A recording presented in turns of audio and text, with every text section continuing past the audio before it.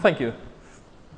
Sorry, I didn't understand a word of the introduction, but now we have to switch language back to English with the horrible Finnish accent. So my apologies for the accent. Yeah, I'm from a company called IT-Mill. We are a software development company in Finland that's behind Vaadin, and we have been developing this technology since year 2000 already. So it was first with a different name, Millstone, and then we switched the name to IT-Mill Toolkit, and now it's called Vaadin. So we have a history of horrible names behind us, and I hope the Vaadin is a bit better name. But first, a bit of questionnaire. Who has heard of Vaadin before? Like maybe 20% or so. Has someone tried it out? No one. Okay, great. Then we can try it out today. So first, a bit of introduction. I'm going to go in a bit different order than normally. So first, just a couple of slides about Vaadin, and then trying out it in practice. So what is Vaadin? It's basically a library for building user interfaces that look at desktop applications but can be run in a web browser. And you are asking first, is this yet another framework for building web apps?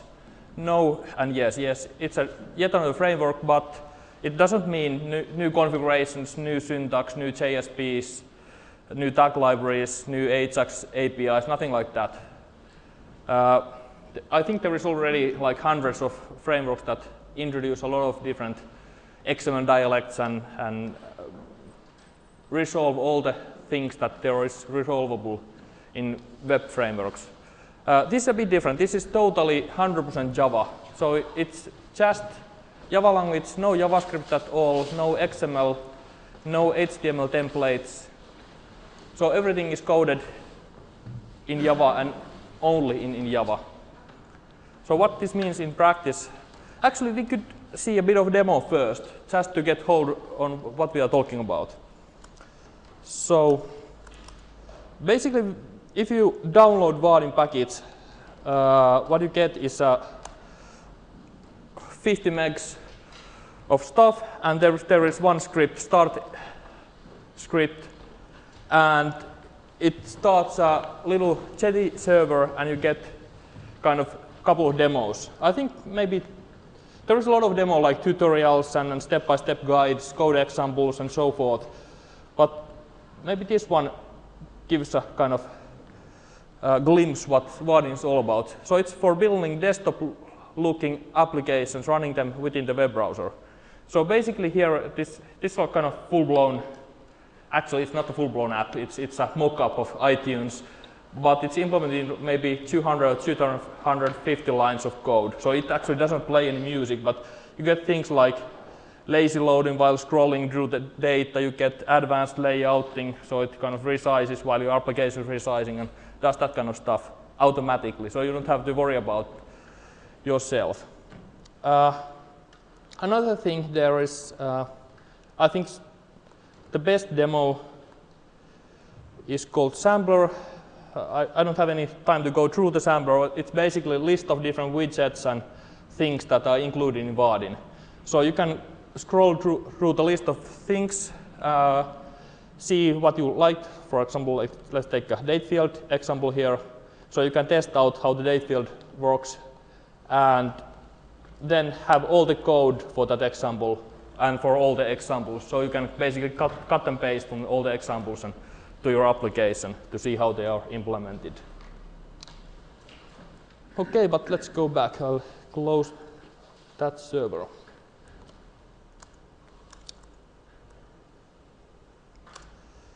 So actually, I have three slides or slide sales pitch, and after that, sales is over. So basically, there are three different reasons to use Vaadin, and the first one is better user experience. So basically, it's all about widgets, what kind of user interface components there are in the library. It has been around for a while, so I would say that there is quite extensive set of the user interface components. If you have time to go through the demos in demo.vaadin.com, you see that they are quite good widgets. Another reason is that it's fully Ajaxified, so it's a rich user experience out of the box. So no page changes, like full-blown Ajax application. And at the same time, the user doesn't have to install anything. It works with any web browser, any modern web browser out of the box. And with the modern web browser here, we also count IE6, even though it's not too modern. But you don't have to install any plugins. It's just JavaScript on the client side. Another reason is the developer point of view. Because it's just Java, you can use any IDE you want to. NetBeans, IDEA. Our people mostly use Eclipse, and there is also some extra support for Eclipse, and also Maven. So if you want to bootstrap your project quickly, you could use the wizards in Eclipse. Because it's Java, it also has all the advantages and the disadvantages of Java. So it's strongly typed, so you can refactor easily. You have all the code completion things. You can design your application in a really object-oriented fashion because it's just Java. And third reason is what we call server-driven architecture. Basically, this means that you are coding everything on the server side. So you are not coding anything on the client side. And while you're coding on the server side, you can access all the server-side resources directly. You can do all the backend calls to your, let's say, Spring framework or HTTP3 or whatever you have on the server side without any protocol design. Also, because you're running all the code on the server side, you're not sending your actual application code to the client side. So it's a bit more secure model than doing the coding on the client side. And the third reason is freedom. It's just the one Java library, one YAR file you can drop into any Java project. It can sit side by side with any other frameworks, so you can have like JFS, if you like, together with Vaadin or Wicket or whatever you are using. It runs in any kind of Java server or Java portal, or you can actually run it even in a Google App Engine. And best of all, it's completely free, so it's Apache license. You can use it commercially without paying anything to anybody. Okay, that's the sales pitch part. There are also some limitations. So it's basically meant for building desktop-like applications, not like web pages. So if you want to build web pages, there are better technologies for building websites. But you can combine them with Vaadin. If your application looks like a Swing app or traditional desktop app, and your customer says that it must be run in the web browser, then this is the correct tool. It's solely for Java developers, so if you really like coding JavaScript or PHP or Ruby, then it might not be your thing. If you like Java, then it's built from ground up for Java mindset. And the third thing is scalability. It's quite often compared with Google Web Toolkit, and Google Web Toolkit has been solely built for scaling to huge number of concurrent users. With Vaadin, it puts a bit more requirements for the server, so you have maybe 100,000 concurrent users or so per server. So if you are building application with 1 million concurrent users, then you have to reserve at least 10 servers, probably maybe 20. But it's more of a question whether the developer's time is more expensive than the server's time. So if you have like huge, massive website, Web 2.0 application with millions of users, then it might not be worth doing that in Vaadin. But for most enterprise applications, it's completely fine. Actually, you can do almost any kind of application with Vaadin, but it's mostly geared for data-intensive applications, like all the boring stuff, taxes and document management and all the kind of enterprise intranets. But you could do anything with it. Actually, people are even building websites with Vaadin, even though I wouldn't recommend it for that purpose.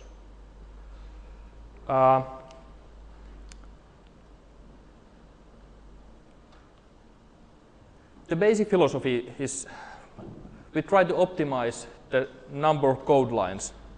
So the goal is to get the developer to write as few lines of code as possible. But if I'm kind of saying that's our goal, you are not going to believe me anyway. So I think it's much better to kind of show what can be done in practice. So I'll try to build an application from ground up, no kind of stage tricks, no cut and pasting at all, and there will be typos and we'll see how it goes. But what I'm trying to build here is a document management system where we have a kind of list of documents in the top, kind of totally resizable layout, split panel. It shows the document in the bottom. And to make it a bit harder, we will also add an editor for it. So kind of getting to like czjug editor for all the documents and save the documents back to the disk. So let's see how it goes. How many of you are using Eclipse? Too many, Roman.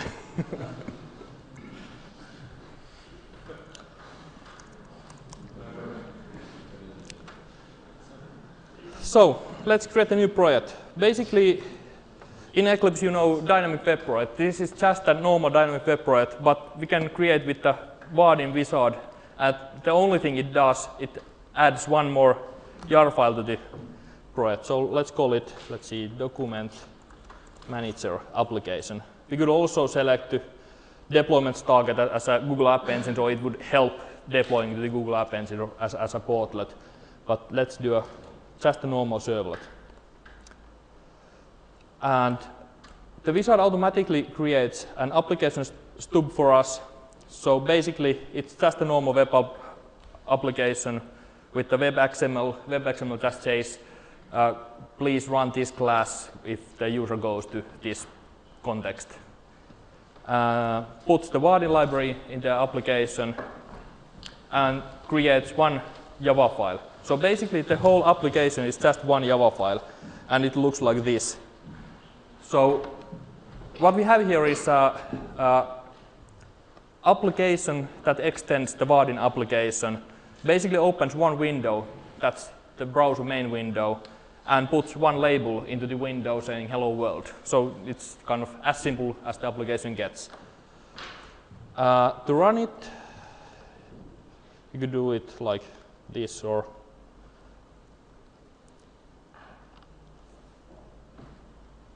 so it basically runs it in a web browser. Okay, let's go and modify it a bit. So we are building a document management application, and as a demo, I select to use like really simple database here. So it's just a directory with a lot of HTML files, and actually these are the Javadoc files I copied from Vaadin. So just a directory with HTML files. And in real project, you would be using like some real database or probably Hibernate over the database or Eclipse Link or something like that. But here we are using just the file system. So let's do a file system container and call it docs. And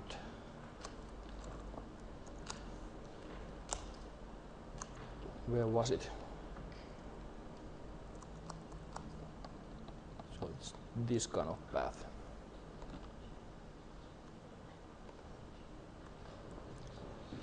So now we have a kind of data source that we can bind to any user interface component. And first we need some kind of selector component to select the documents from the container. So let's see, let's create the select and call it selector. And for that we could say that no caption please, but we should use docs as data source. We could use all the components with the data source or without data source. So like Visual Basic 6 style, just pump the data into the UI component, or we could bind them. And besides the selector, we need some component to view the actual document. So just use label here. Let's call it viewer. And in the beginning, we don't have anything selected, so we could say, please select the doc. And because the documents are in HTML mode, we could instruct the label to show HTML. So let's see, content mode, HTML. But in this case, some of the documents might be broken HTML. We select to use raw, and it just says, browser, please pause those documents, even though there might be some errors.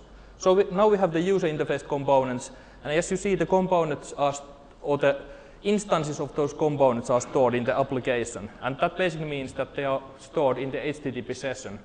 So the state of those components is preserved for the whole lifespan of the application. Basically, from the point the user goes in and sees the page for the first time, and to the point that the user logs out or the session kind of expires. So let's put those to the screen. Basically, we could just put selector here and viewer here.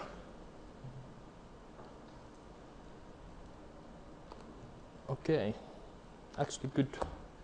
Because this is a stateful application, it sometimes remembers the state too well. So I'll say restart application just in case. So basically now we have select here with those documents. We could do even stuff like kind of autocomplete and that kind of stuff, but it doesn't still do anything.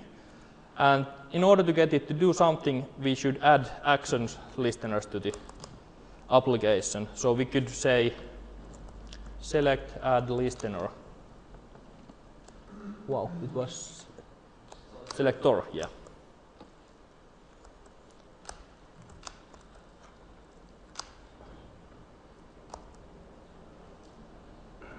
Follow chain listener, and for that we could say viewer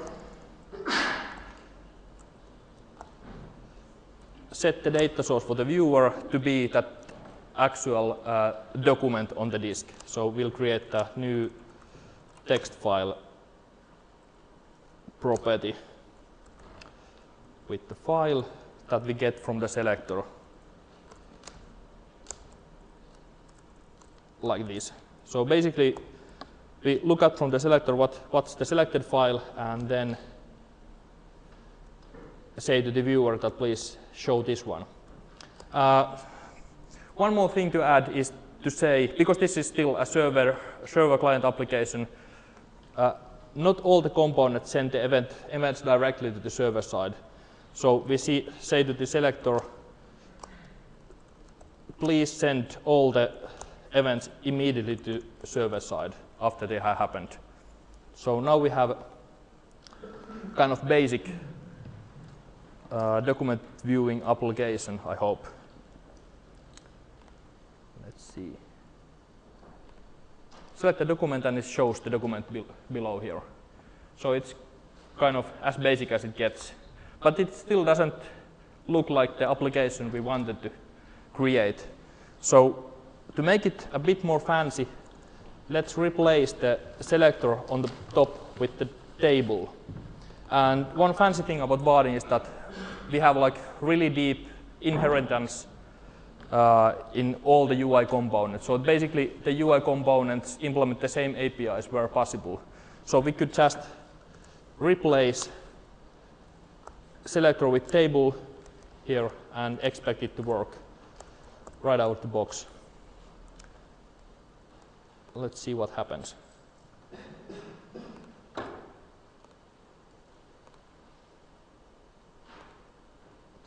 Oh wow, wrong page. So now we have table here, and it actually opens a bit more properties from the file system container. So we have like sizes and modified dates and that kind of stuff. And it also implements lazy loading automatically here. To do a bit more layouting here, we could add a split panel. I just add the split panel to the window here directly. So we have the split panel in in the application and maybe style the selector a bit. So let's say to the selector, in this case table,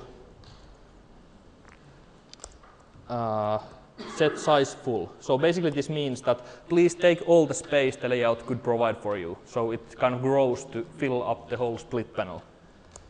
And this component doesn't have the selection enabled by default. So you cannot just select all the table rows. To do that, we just say set selectable true. So we have tried to kind of make the API sound as kind of logical as possible. So it should be quite easy to guess which methods to call. So let's see. As a result, we should have the document viewer application.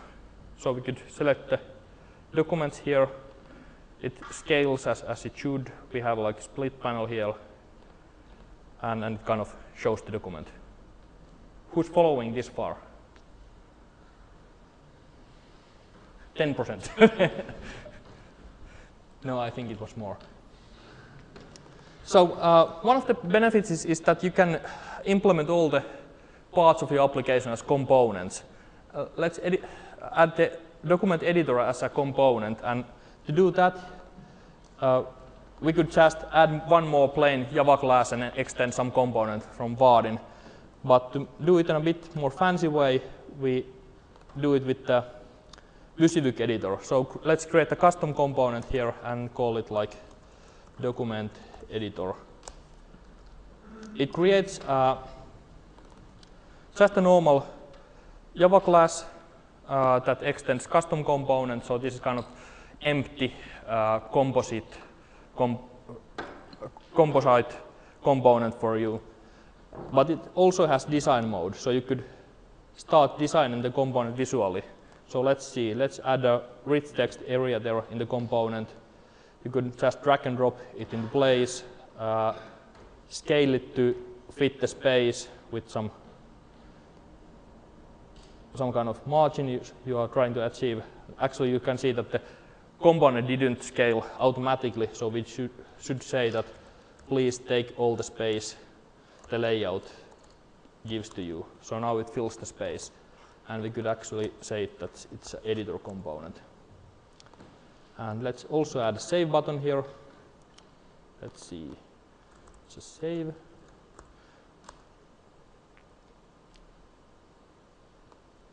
And put it in the bottom right corner. Maybe around here. The editor is still a work in progress. It should be getting better all the time, but you can do simple views like this with it quite easily. Now it kind of scales automatically as you wish. So it kind of the components grow and move quite logically. You can actually go back and forth with the source code and the design mode, so you can continue editing in source code mode. And to make it a component, let's add a document to edit. So let's see, we should have some kind of data source, let's say property, and some document to edit here. And for the document, let's say editor, set the document as a data source for the editor. So now the editor edits the document directly. But because this document is the file on the file system, it would kind of push all the changes directly to the file, and that's something we don't want to do.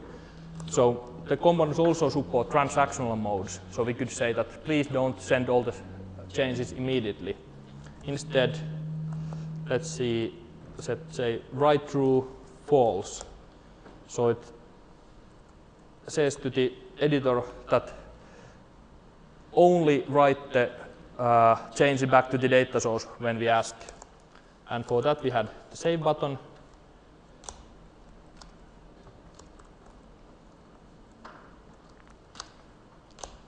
And in the save button we could just say editor commit. So now it saves all the changes back to the file. one kind of hack I'm going to add here, because I know that we are going to use this component in a kind of pop-up window.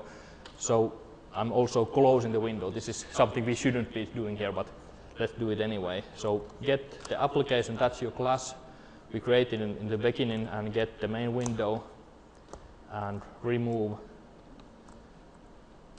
a pop-up window from there, and let's remove the window this component is currently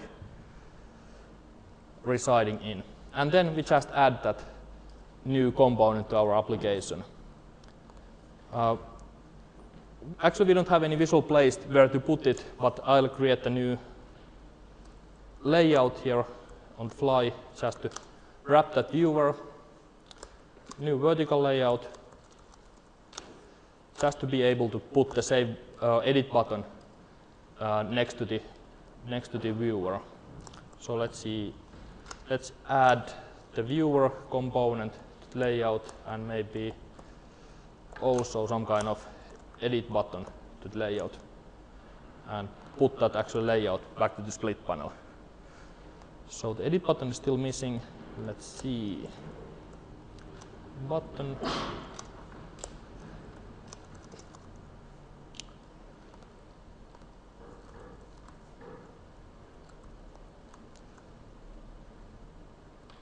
No, it should be edit.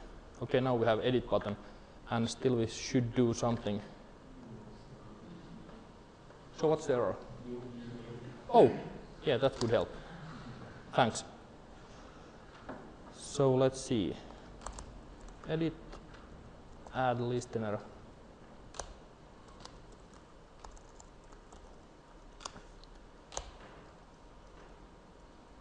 And in the listener, we just create a new window. That's a pop-up window.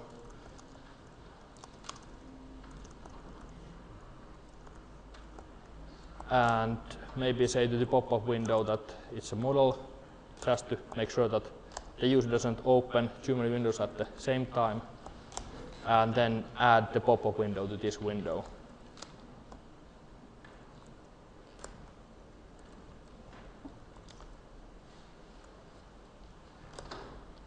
Actually, we forgot to add our editor, so let's put the editor here. Document editor. And as a property of the editor, we get the document that we are editing from the viewer. So let's see, viewer get probe the data source. So basically we are saying, please edit the same document that you are viewing at this currently. Let's see how it goes. I did so many changes to code base that it shouldn't be working yet. So actually at least we get the edit button. When I select something here and click the edit button, it opens a window, too small window. We didn't spec any size for it, but we could say that please maybe 400 pixels or 90% of the size of the screen, but there is our VisualViewK editor. And actually when we start edit something, let's see, edited and save it back to the disk, it also updates the view on the same on the other component automatically. And as you saw, there were no page changes at all, so it's actually communicates through the data sources. So what do you think? How many of you could code that kind of application in Vaadin? Just one. Wow. In Sweden it was a lot better results. I think from Stockholm it was more like 30% of the persons who kind of said, you're losing the Swedes. Okay. So how this actually worked? It's something about that kind of server-driven RIA, or you could call it also server-side RIA, or kind of maybe server-driven RIA is quite descriptive term. So basically in Web 1.0 applications, the architecture looked something like this. So really similar, really familiar to everybody. Model view and controller is sitting on the server side, and basically when user fetches a web page from the browser, it just sends some events to the server and controller processes them somehow, and then in Vue we create some kind of web page and send it back to the web browser. Really simple model. And when the rich internet applications or client-side rich internet applications were introduced, we kind of moved the Vue and the controller from the server to the client. At first, it sounded like a really good idea. We get much more responsive application. Instead of just loading more web pages, we can process all the clicks immediately and do some modifications on the screen. But we are still sending the events with the HTTP connections back to the server. We are processing them in the server side somehow and sending back the changes in some kind of encoded format like XML or JSON or something like that.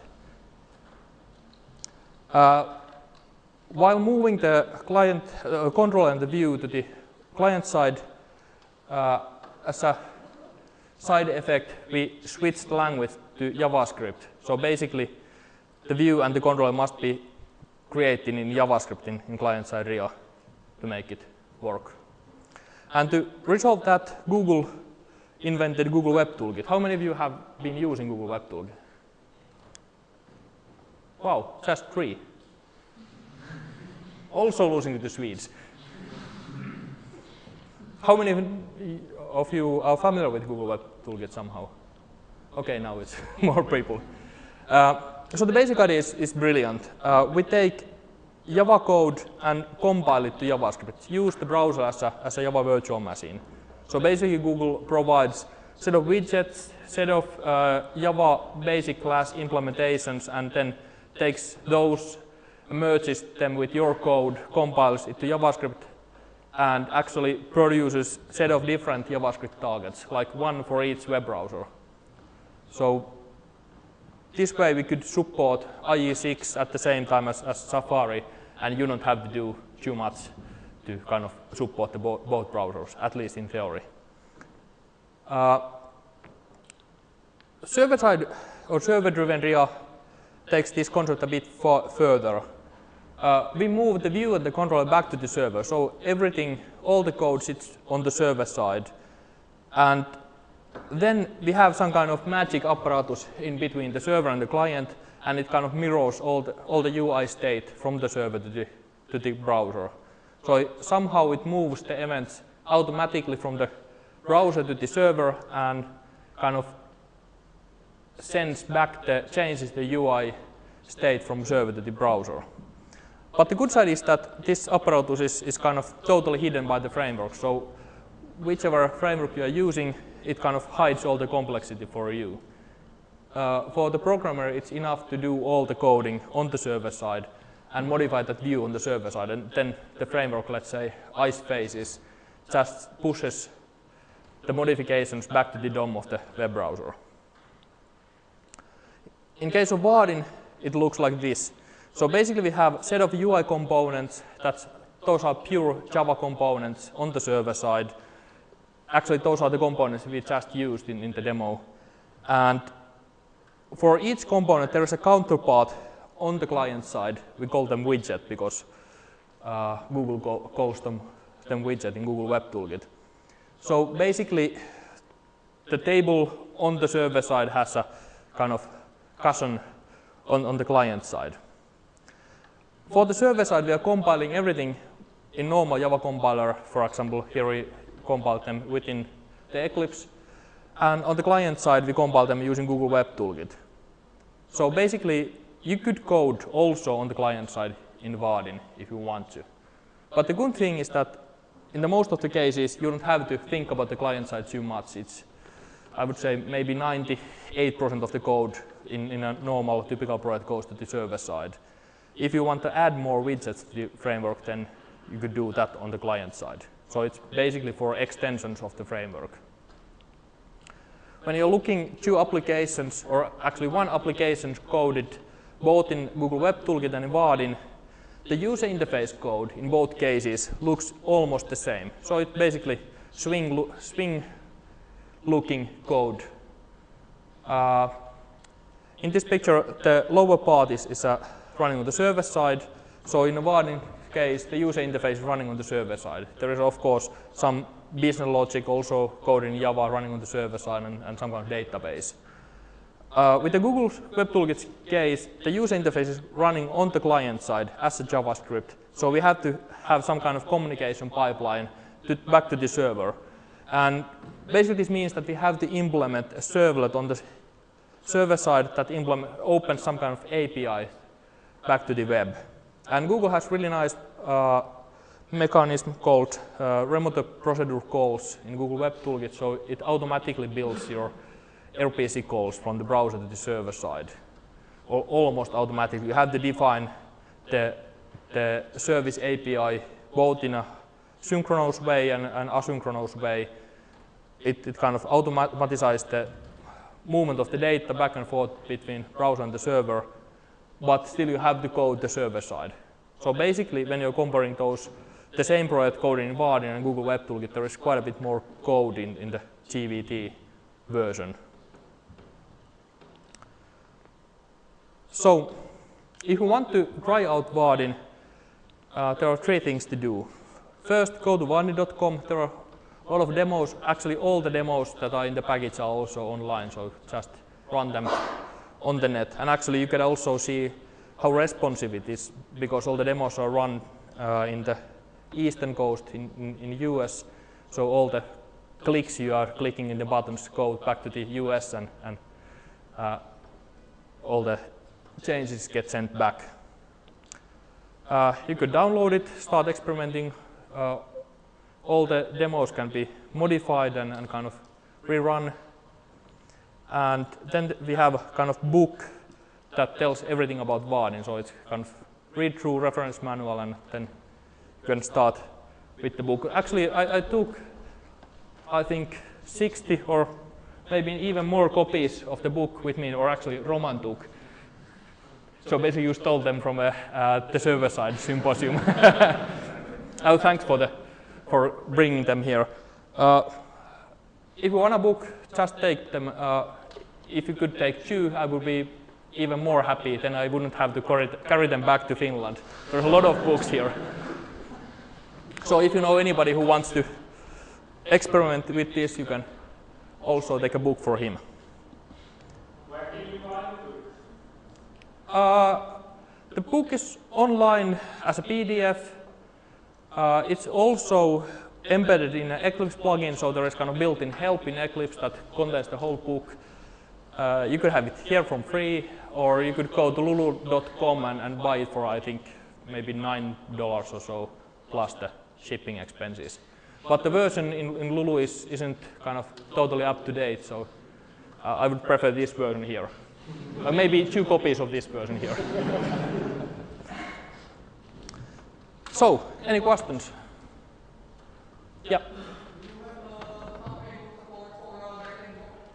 Sorry, support for? Unfortunately, no. The drag and drop will be in next version 6.3 that will be available in 3 months or so. So you have to wait a bit for drag and drop support. If you want to drag and drop within your own components, it's totally doable today, because then you are in control of the whole component and could just code it with Google drag and drop. No, JWT D&D package. Yeah.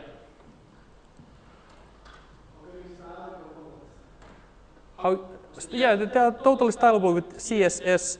So we had put a lot of effort in the DOM structures, so you can change the look and feel of all the components. Actually, I could show you in practice. Let's see if I have the demo still running. No. Why?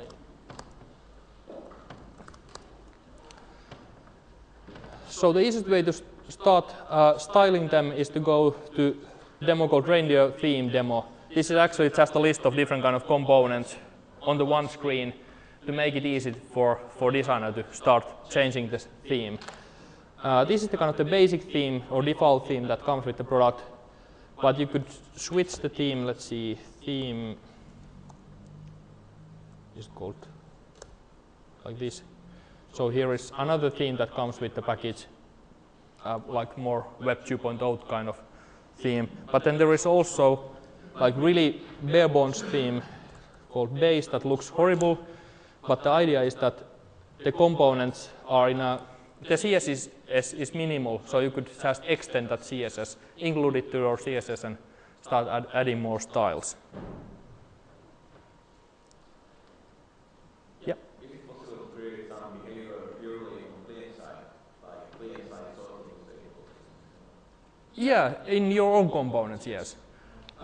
In theory, in theory, you could also command all the Vaadin components with the Google Web Toolkit APIs. They are just normal Google Web Toolkit widgets, but the API on the client side isn't designed for that. So in most cases, it's better to build your own kind of mega widget on the client side to achieve client side interactions.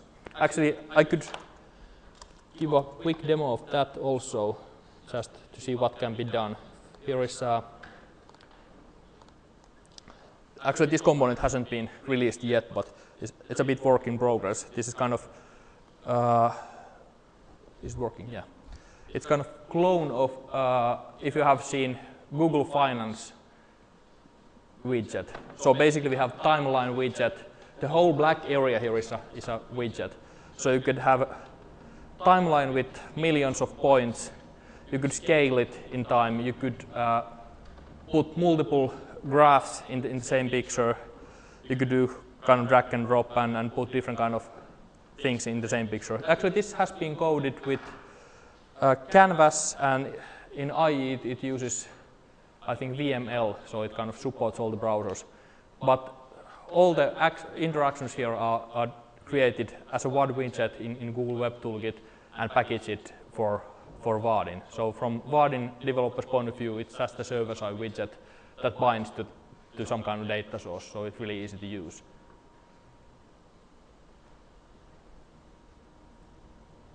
Any other questions? Another question, your framework reminds me quite a lot of Apache widgets. Is this like your main advantage?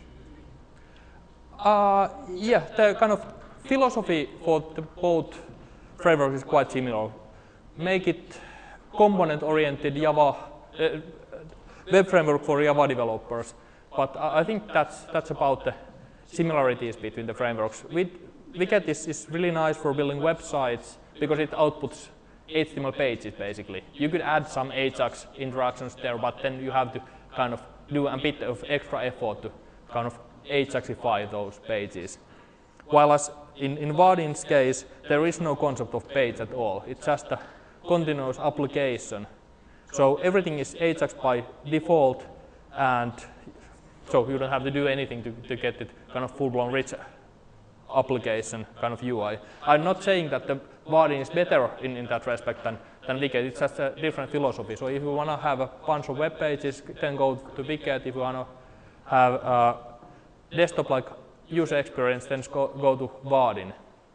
Also, I think the kind of widget set, the differences between the widget sets and the features comes quite easy to see the difference when you go to demos of Wicket and demos of Vaadin. I would say that Vaadin is quite a bit more extensive in that respect. But the kind of the philosophy behind the frameworks is a bit similar. Also, one difference is that in Wicket you are building your application together with HTML templates. You have to create an HTML template each time you're building an application and kind of glue all the Java components to that HTML template. In Vaadin there is no HTML templates at all. It's just Java code as you saw in the demo. Yep. Yeah, we had a lot of troubles in naming. Vaadin stands for female reindeer in Finnish. So it has nothing to do with the framework, but if you see the Vaadin logo in a rotated 90 degrees, it kind of looks a bit like reindeer head.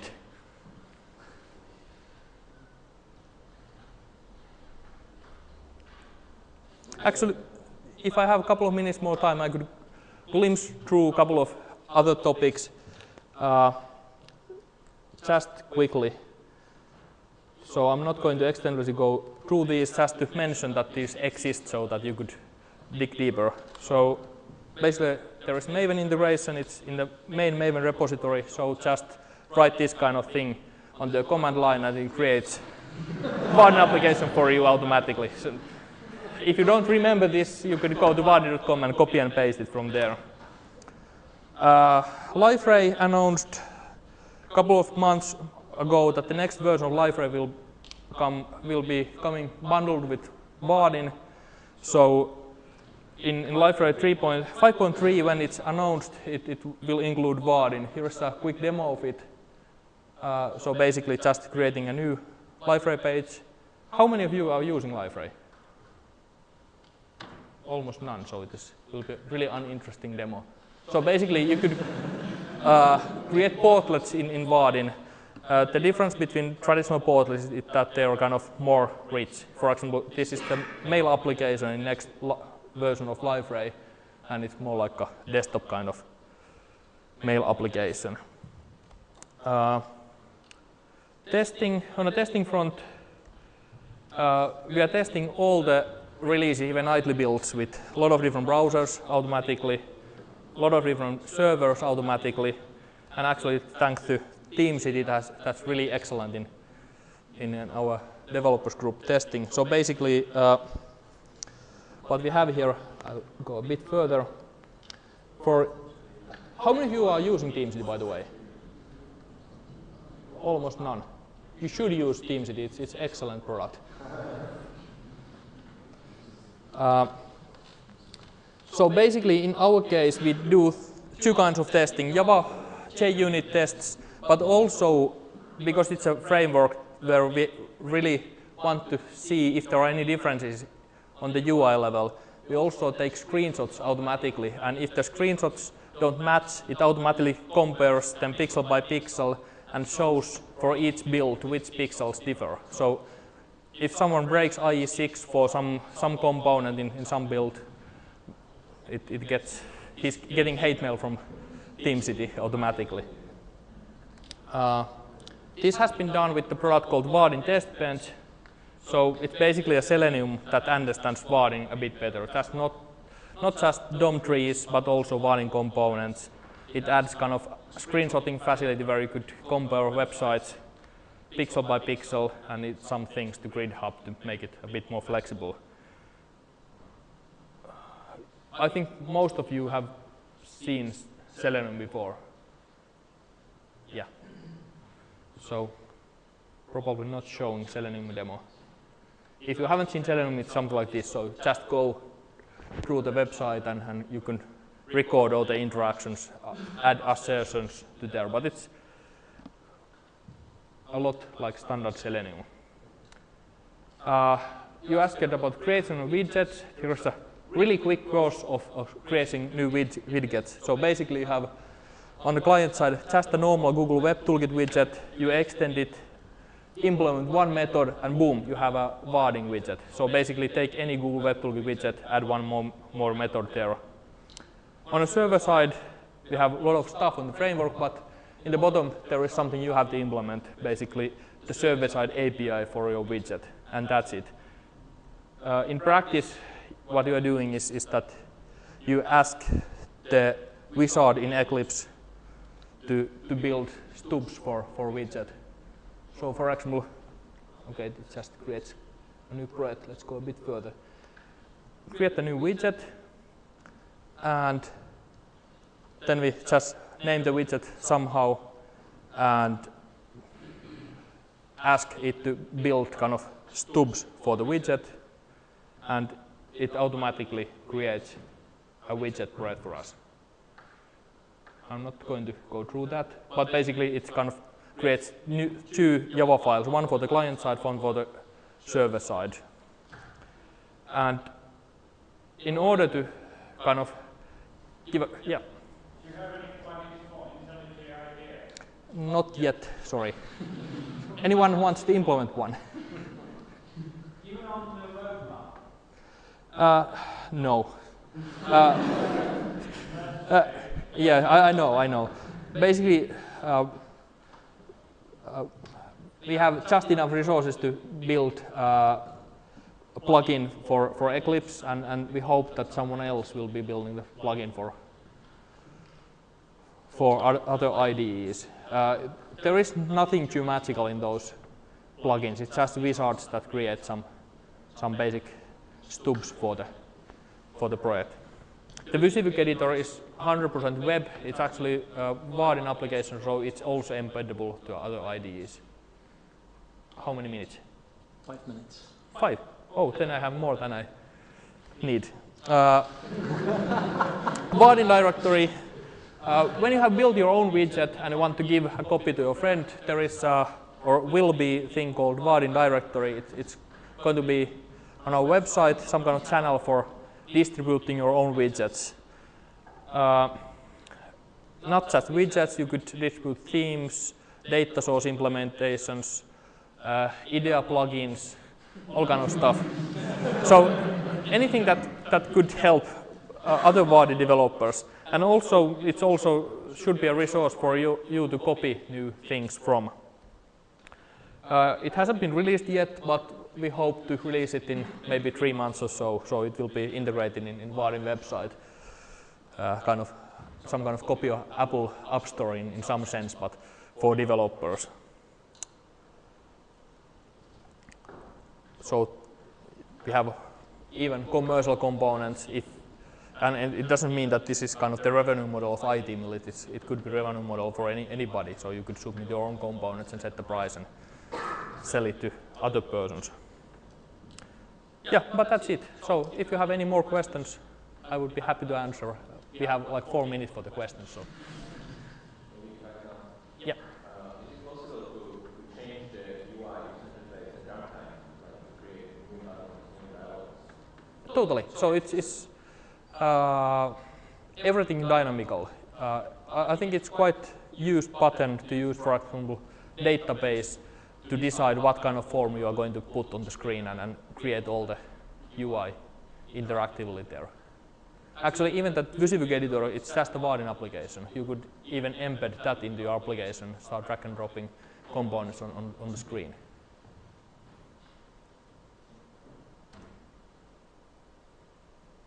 Okay, thanks. Remember that. Thank you.